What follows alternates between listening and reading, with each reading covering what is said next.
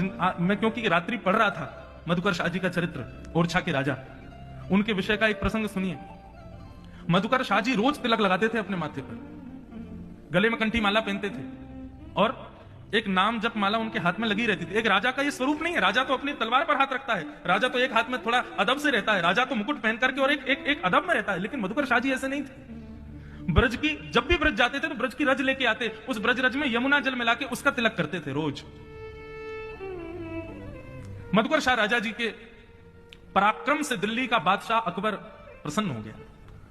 ये राजा बड़े खतरनाक होते थे पहले, या तो ये सामने वाले को हराने का प्रयास करते थे और सामने वाला नहीं हार पाता था तो उससे मित्रता कर लेते थे। तो अकबर ने मधुकर शाह जी से मित्रता कर ली।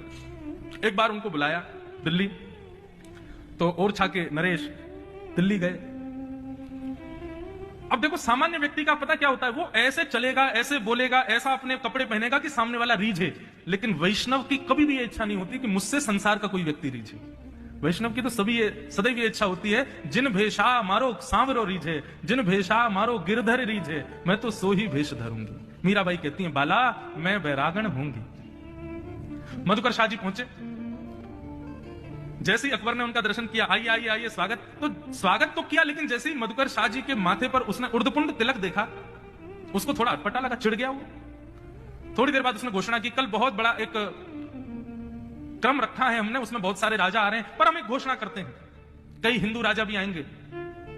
यदि किसी के माथे पर तिलक हुआ, ये हिंदू तिलक या चंदन मुझे दिखाई दिया, तो मैं विचार नहीं करूंगा वो कहां का राजा है, जंग छिड़ जाएगी, लेकिन मैं उस राजा का सर कलम कर दूंगा।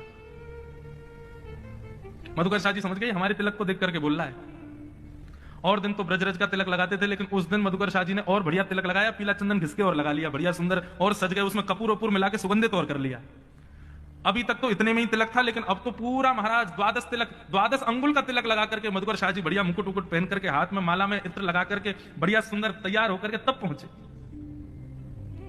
अकबर ने जैसे ही देखा उनको, बोले कल तो फिर भी एक डंडे का तिलक था, आज तो पूरे माथे कोई चिन्ह के आया है, इसको भय नहीं मरने का। अकबर बादशाह हिंदुस्तान था, वो किसी से डर तो खड़ा हो गया, तलवार पर हाथ रख ली, बोले मैंने कल घोषणा की थी कि कोई भी अपने माथे पर यह तिलक चंदन खोटा लगा करके नहीं आएगा। हे ओरछा के राजा, या आपके माथे पर तिलक है, मैं आप मेरे मित्र हैं इसलिए मैं आपको समय दे रहा हूं, जाइए मिटाइए इसको, नहीं तो आपका सर धड़ से अलग कर दूंगा। ओरछा नरेश ने भी अपनी तलवार पर हाथ रखा, बोले मुझे भय नहीं लगता है आपसे, मैं रघुकुल में, रघुवंश में मेरा जन्म हुआ है।